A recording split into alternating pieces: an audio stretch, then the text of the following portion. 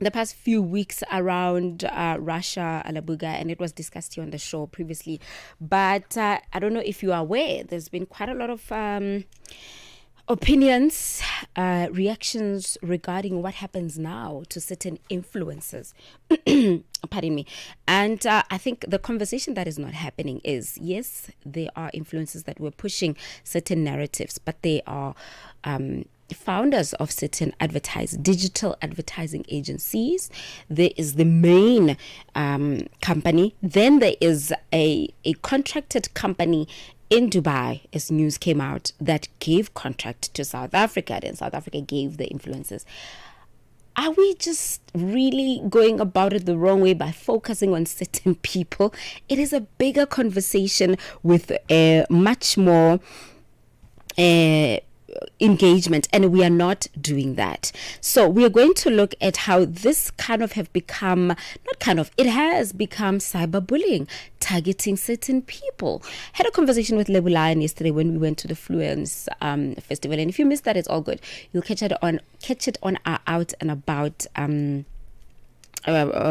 recorded live stream. It is actually on our Channel Africa YouTube page, and I picked a brain around cancel culture, and the main thing that she said was that it's not entirely bad, and also we need to know how far we should push it, right? Yeah, sometimes you can use cancel culture to hold people accountable, but be aware when it becomes cyberbullying. Now, in an era where a single tweet can ignite global outrage and derail multi-million rand partnerships, the stakes for brands, influencers, and of course content creators have never been higher.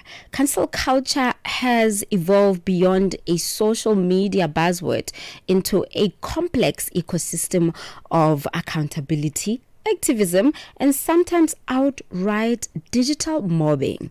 Right now, few voices are better placed to decode this landscape than our very own. There's no one better than our very own Sifiso Hlope. He is a transformational digital strategist, a marketer with more than a decade of experience in driving campaigns for Paramount campaigns and companies such as MTV, Nickelodeon, Comedy Central, the ABC, the Absa, the FNB, and dozens of other marquee brands. And Sifiso has also worked with agencies and building brand teams over the years. Now, we're going to be talking to him about this particular focus, and we explore forces shaping cancel culture, its implications for brand equity, and how creators can safeguard their reputation while staying authentic. Sifiso, good morning.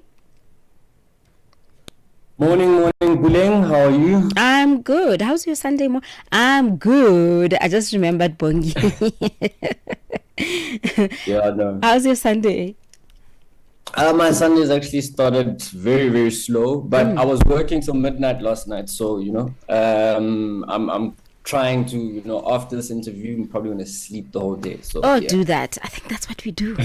After we are done with something that we have to do, we just go straight to sleep. It's just overwhelming. Wow. Exactly. Anyway, Sifiso, you could hear earlier on I went a bit on and on. I took time there to kind of get to you because I'm hoping after this we don't have to unpack it further. And I'm also crossing fingers that the influencers that are experiencing this, they get out of it, and it kind of teaches the people that are involved a valuable lesson, not to punish, but it's something that we can everybody walk away from. I want us to look at, from your own vantage point in digital strategy, how would you define cancel culture in the current age? And has it matured beyond a fleeting trend into something structural? So, if cancel culture it's not something that's particularly new, right? Yeah. If you're looking at it, it's just evolved into the digital era now. But cancel culture has been from back in the day, from when people had leprosy and they were put on an island, because they were marginalized from society. Cancel culture, apartheid was cancel culture, you could argue, because it's separation from, people that define themselves as normal, or this is, it's just it's shunning people that do not conform, or groups that don't conform, but obviously sometimes it can be used in a very incorrect way. From If you're looking at it in the modern era now, where we find ourselves in a space where there's a bit of a imbalance, where cancel culture is clashing with a culture of accountability, right? Because what we do want to drive is, it's important. It's almost a double-edged sword. It's important in the sense that we do need voices that are going to speak up and hold entities, brands, individuals accountable, because as a society, there has to be some sort of how do I say it, like an arbitrator, or like a we need to be held accountable by something, right? And the only way you can be held accountable is because things that you value need to be put at stake, right? Whether it's jobs, work, and whatnot. But this gets misused because the people that get power are essentially, people that don't necessarily know how to use that power. It's people that have influence on social media. It's essentially, it takes a role of like mob justice in a way, and sometimes can get misused. A lot of the time it gets misused. You could argue that a lot of the time it actually doesn't necessarily achieve what it's supposed to achieve. But cancel culture, in just in a nutshell, is essentially just a way of just mobilizing a crowd voice to getting a reaction from an individual, and usually it's done with good intent, but it can take a different direction. What has it become? Before I get there, we said apartheid, one could say it was cancel culture. I've never looked at it in that way. But I want to look at our current age now in the modern era with technology. In your view, what has it become? Okay, in the modern era, it's actually become something that's a little bit more negative, right? It's something that has gotten to a point where, I question even things like, the algorithms. I think if there's something that we can improve is doing our algorithms, Yes. because you'll find a small group of people, right? And as a marketer myself, I understand. Our job is to beat the algorithm, right? So that we can get the best return on our investment onto the platforms, right? So if you've got a couple of influencers and they make a whole lot of noise, it can actually paint an image of it being, the general consensus in society, right? And I'll touch on later just about the dangers of it as well, because it can mobilize people, and you must always think of if I could put it this way, you must think of the dumbest person in the group, right? If we say, we had a thing that was going on in the political climate in South Africa, around, the chant that Julius Malema was saying with, kill the Boer or shoot the Boer. We as South Africans understand the context of it, and when we look at it, we say, okay, look, struggle song and etc. But like, when you think of just, there's that one guy who's just dumb enough to perhaps go and shoot someone because that's what they say. So you look at cancel culture like that, where people might be putting pressure on this person, or on a particular individual, to say, hey, you are part of this particular campaign about the Alabuga situation, where there's so many geopolitical elements involved in that, because it's important for there to be outrage, because it does its role in shining light on the important issue of human trafficking, because South Africa is part of BRICS, meaning that there is essentially a very close relationship between the countries, but there might be other players that are taking advantage of that, right? And there's so many different political stance and little games that are being played, that the normal person is oblivious to,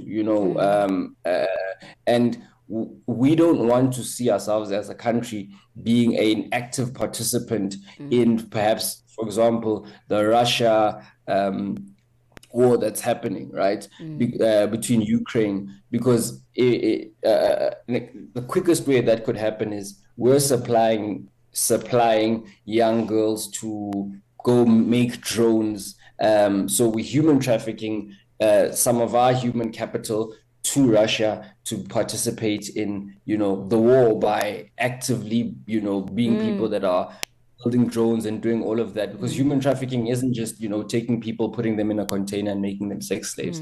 But with that, so it's got dire consequences, right? So it's important for us to make noise about it and say, hey, what's going on here?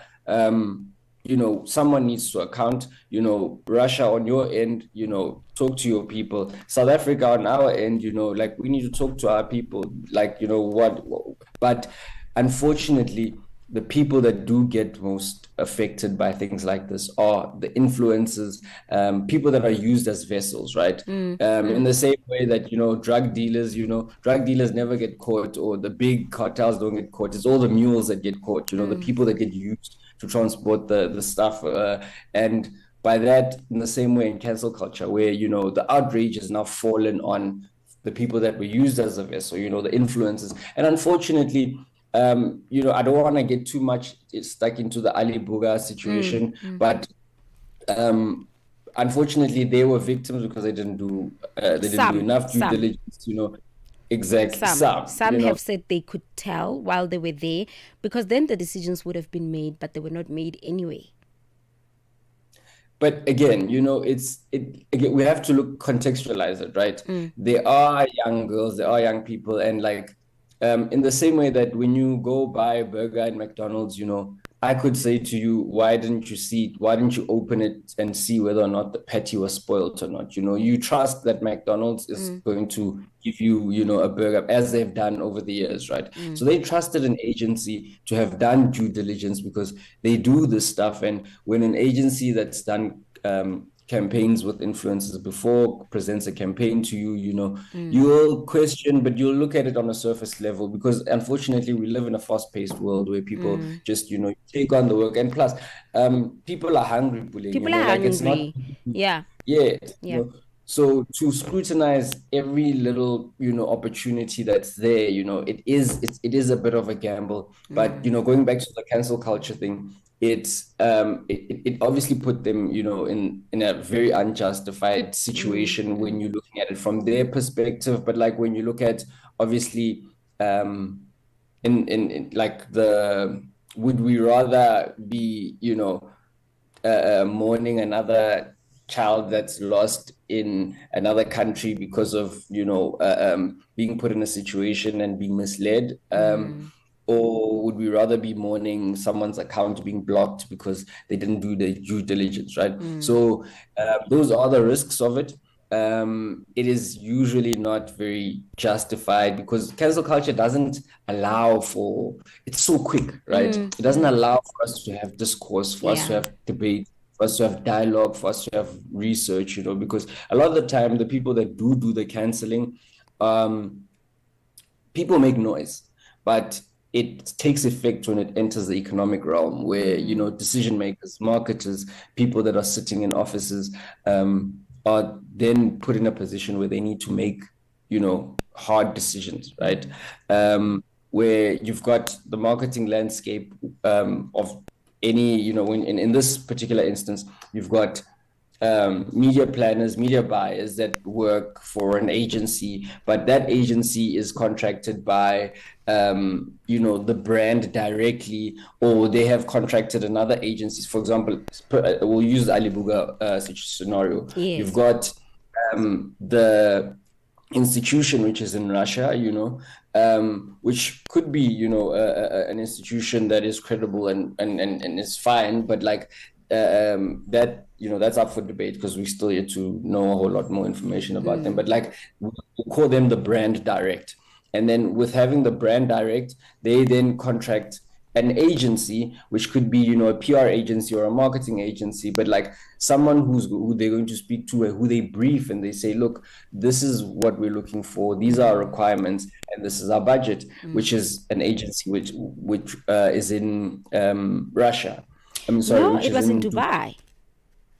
An agency which is in Dubai. Yeah. Now that agency, you know, is probably handling global brands across, you know, all over the world, right? So they have a strategist, they have their media planners, who are going to be doing the media buying and choosing the right media. So they have this massive budget, and then they're like, okay, you know what, in our strategy, we're going to do, you know, some radio, we're going to do some television, you know, some out of home, some digital, right? But we need influencers. They know that, you know, their specialty isn't necessarily influencer marketing. So they're going to look at the different catchment areas all over, you know, the world where they need the talent from, you know, where, because they calculate, the strategist's job is to calculate basically the, you know, the path of least resistance. Okay, look, this is, you know, the best place for us to get competent people that are easily teachable, to, you know, that are perfect candidates for this institution. Would probably be South Africa, because of, you know, political relations, you know, you factor all those things in, and you're like, okay, you know what, this, we're going to need to use channels, and we're going to need to use resources from South Africa, because South Africans are the core target audience. Then the media planner will then have to engage and look at the different agencies within South Africa, because they're not going to start looking for individuals and start looking at, okay, in South Africa or in Africa, there is so and so and so and so in Puleng who we can speak to and say, how are your audiences? There are existing agencies that deal with influencer marketing that already have those insights, that know that, you know what, these, you know, 10 or 100 individuals speak to this core target audience demographic, right? And they will then, and remember, now it's chain of command, and each organization has people that it employs, right, to do this stuff, because within the South African agency, you know, it's not the CEO that's talking to all the influencers, right? It'll be, you know, the staff that work for that organization, you know, and usually it's a lot of young people. If you see in agencies are very fast paced, you know, people, you work really hard. And I always say, you know what, if you really want to grind your teeth and really want to learn, and become like a beast within the space, you need to start at an agency at a young place. Once you're older, you know, you probably would want, you know, you don't want to work for agencies. I don't mean to interject. I mean, I have to interject there, because I understand how it happens with each person playing their role. For the sake of time, which is 6 minutes before we have to wrap up the hour and the conversation, we are now facing feedback from people on social media reacting to the influencers that had their account banned. Okay, for me, I say that was enough. Then we should have just stopped there, because I get you report it. You have taken a step, you've put your foot down, you've reported, accounts were taken down. Great. Now, there is constant recurring feedback from posts, from videos, on, well, there's even a list that's circulating, because I think that's quite savage. Account this and this is completely out. Now it's your opportunity as an influencer to push your career. That's when then it's completely losing the point. We're no longer just concerned about human trafficking. We're saying, oh well, with so and so out of the picture, I stand a better chance. And if we carry on this way, we are promoting a certain level of toxicity, that now we're using certain people as faces of that. You know, people kind of using the platform to push a certain level of toxicity. I say at this point in time, this is where then somehow a line that needs to be drawn, because it's done. You reported, they lost their account. I don't know if they'll get it back. They may not get it back. Then we stop it here. And if there's no way, then there should be accountability, because then that doesn't mean, it's like when there's a looting, and then you say, well, I saw people go to the garage and I just took something to drink. No, you use the opportunity to push to push your own agenda. So the honest truth of that is that, South Africa, I'm going to summarize it all together Yeah. quickly. So in South Africa is where we have fundamental issues as a country, right? Where it's a hurting country, like there's a lot of sad people out there. There's a lot of people that are cyber bullies, right? And unfortunately, we have algorithms that aren't discerning. And that's what we need on social media, where we have algorithms that are able to see that, what, this is not founded. Yes, we know X has, Grok, which will, try and tell you whether or not this is true or founded or not. But like, that's not enough, we live in a society where people hop on the bandwagon, where people think, if everybody's doing it, then it must be right. We're the loudest voice, even if it's a bully, even if it's hurting people, is seen as if it's correct. So I think this is something that we can't blame even platforms for this. We have to blame society, because society entertains this sort of stuff. We like, and you can see it, in South African social media, especially on X. People love controversy, people love drama, love hurting, right? And I think it's just at some point, there has to be a cultural shift where that doesn't take prevalence. But at the end of it all, there are consequences, economical consequences. Like nobody ever wants to lose their job. So for every action there is a reaction. So if influencers get cancelled, what I can tell you, lived experience, it doesn't stick. I know it's going to be controversial, but like people make noise. Long enough, there's been so many people we've seen people go to jail for killing people, come out, people have become politicians and ministers, coming from jail. So in South Africa, we make a whole lot of noise. I would say that, don't listen to any influencers. Don't listen to the noise. People will cancel you, people will make a whole lot of noise, but just keep a low profile. You rise again, you continue. People are just sad. So, and it goes with the territory. But if you're not strong, you need to understand that you are going to crumble, because the influencer space is so saturated. There's so many people, and not everybody that's an influencer is, not everybody that's a content creator is an influencer, but like anybody that's a content creator can be an influencer, and there's so many content creators. So time unfortunately has kind of not been on our side. It's definitely not on our side. I have a couple of seconds, so I do have to kind of end our conversation here. There's just so much that I wanted to unpack, but you are right. This season will also just blow out, but it's important that when things like this happen, we also hold other people accountability, because then it creates a culture of just recklessness online. Thank you so much for chatting to us this morning, Sifiso. Thank you so much, Puleng. All right, and that's all that we have for this hour specifically.